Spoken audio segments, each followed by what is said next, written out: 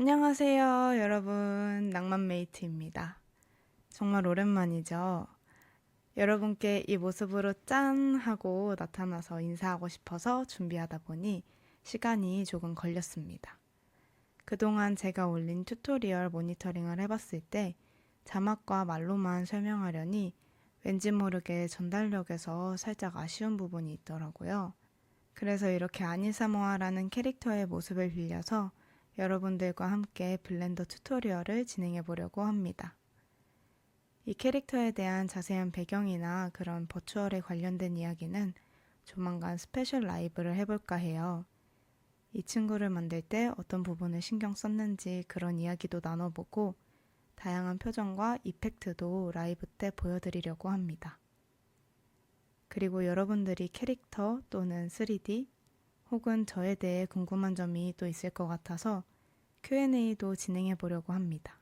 Q&A 링크는 커뮤니티 통해서 제가 따로 올리도록 하겠습니다. 그럼 오늘은 여러분들이 기다리셨던 낭만메이트의 새로운 튜토리얼을 시작해 볼 건데요. 수업을 해야 하니 안경을 끼고 진행해 보도록 하겠습니다.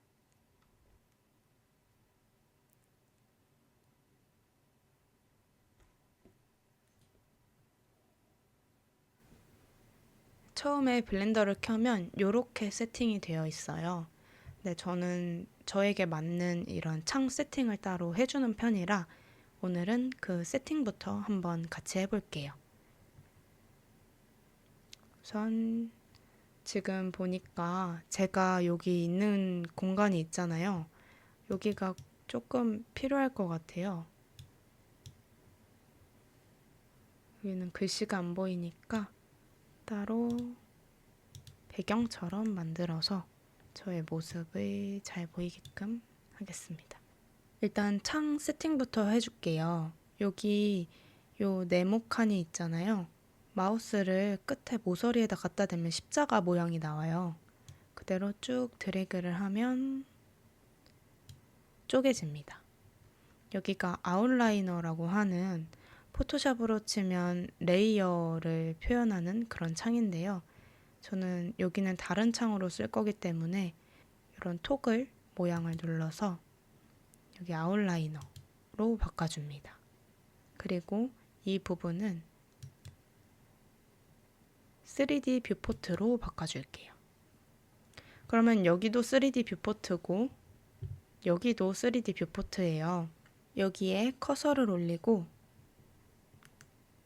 Shift, Alt, Z를 눌러서 모든 이런 쇼 오버레이를 다 꺼줍니다. 넘버 패드 0번을 눌러서요. 카메라 뷰로 볼게요. 그 다음에 저는 주로 여기를 렌더 뷰로 이렇게 해놓는데 솔리드 뷰로 일단 해두고요. 가장 중요한 거를 먼저 할게요. 에디트, 프리퍼런스. 여기 시스템에 들어가시면 보통 처음에는 논으로 되어 있거든요. 네, 여기 다 클릭해 보시면 내 컴퓨터에 꽂혀 있는 그래픽 카드가 나와요. 이거를 다 체크를 해주시면 됩니다. 요거 체크를 안 해주시면 내 컴퓨터에 좋은 그래픽 카드가 꽂혀 있어도 블렌더 할 때는 이 그래픽 카드를 사용하지 않는 의미가 되거든요. 그렇기 때문에 꼭 체크를 해서 렌더할 때 이 그래픽 카드를 사용해서 렌더를 하겠다 이렇게 해주시면 되고요. 조금 아래 내려보시면 언도 스텝스가 있어요. 이 숫자가 좀 낮게 되어 있을 텐데 256 최대로 올려줍니다. 컨트롤 Z를 얼만큼 누를 수 있냐는 걸 나타내는데요. 무조건 많이 누를 수 있을수록 좋겠죠. 256으로 설정해 주시고 요즘에는 오토 세이브가 다 되어 있는데요. 그래도 세이브 프리퍼런스를 한번 눌러줍니다. 렌더 프로퍼티스 들어가면요.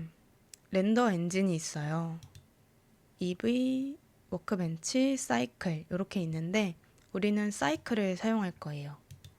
이 친구들의 차이점은 당연히 렌더했을 때 차이가 있고요.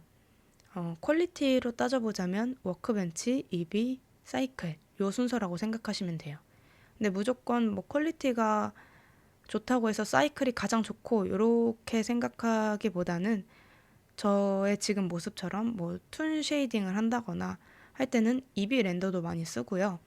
다음에 애니메이션 렌더 같은 경우는 정말 많은 사진을 렌더를 해야 해요.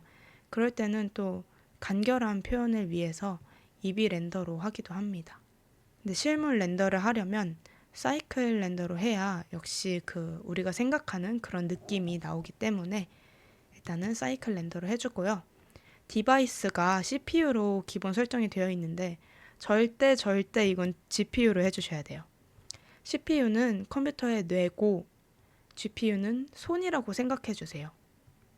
요 GPU로 해주셔야 속도도 빠르고 컴퓨터도 덜 힘들어 합니다. 그리고 맥스 샘플에 4096으로 되어 있는데요. 숫자를 보면은 약간 느낌이 오겠지만 해상도 숫자잖아요. 그런데 너무 높아요, 지금. 그래서 2048로 해줄게요. 이게 맥스 샘플 값이 높을수록 당연히 렌더 했을 때의 퀄리티는 훨씬 좋은데요. 당장에 우리가 렌더할 이미지들은 그렇게까지 높진 않아도 괜찮아요. 그렇기 때문에 2048로 해두겠습니다.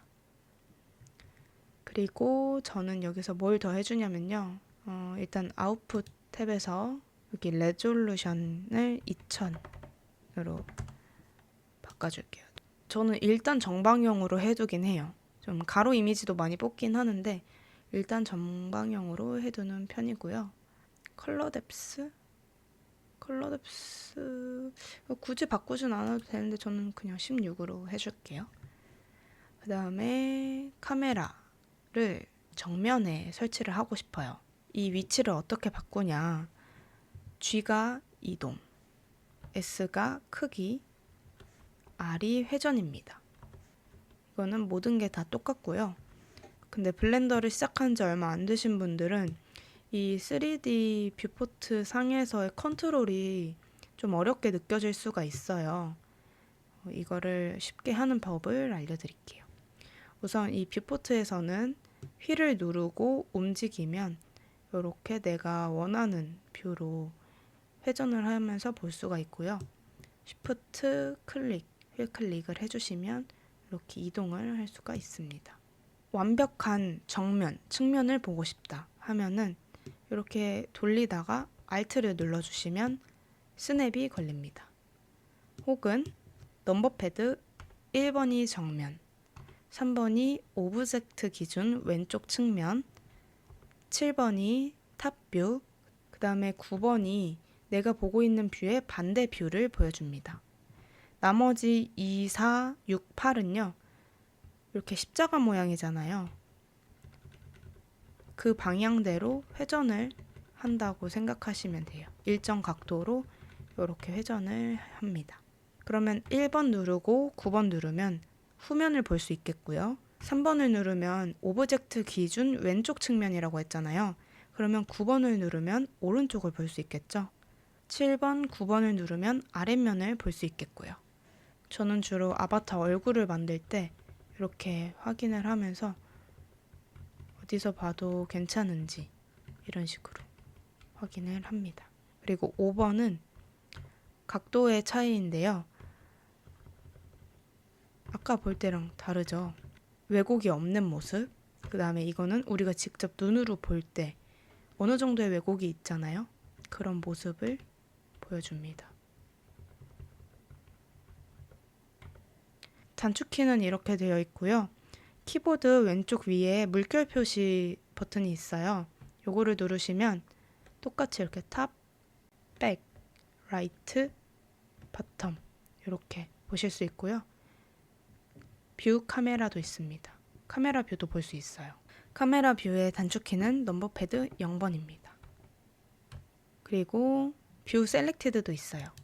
요거는 내가 선택한 오브젝트를 집중해서 보는 것. 만약에 라이트를 선택했다면 이렇게 되겠죠. 이렇게 뷰 컨트롤에 대한 단축키를 알아봤고요.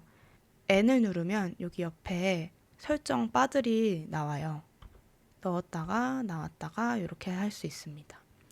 이제 카메라를 선택하고 여기 아이템 트랜스폼을 보면요. 로케이션, 로테이션, 스케일이 나오는데요. 위치, 회전, 크기입니다. 일단 이 카메라에 모든 것을 초기화 시켜줄 거예요. 스케일은 1이 초기 값이고요. 로케이션, 로테이션을 모두 초기화를 해주고 싶어요. 그럴 때는 여기를 하나씩 0으로 해줄 수도 있지만 X부터 Z까지 드래그를 해서 0을 입력해줘도 되고요. 혹은 아까 로케이션은 이동키가 G라고 했죠. Alt G를 해주시면 됩니다. 그러면 로테이션은 Alt R을 해주면 되겠죠. 이렇게 지금 정면 뷰에서 보고 있는데요. 로케이션, 로테이션을 모두 초기화해줬더니 바닥을 비추고 있어요. 이러면 안 되겠죠? 측면 뷰를 보고 카메라를 선택해서 X값을 한 85도로 하고 G로 이동시켜줍니다. 여기 카메라 데이터 프로퍼티스가 있어요. 여기 보시면 지금 포컬랭스가 50mm예요.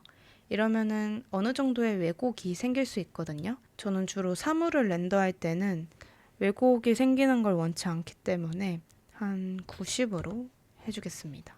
그러면 여기 카메라 길이가 길어졌죠.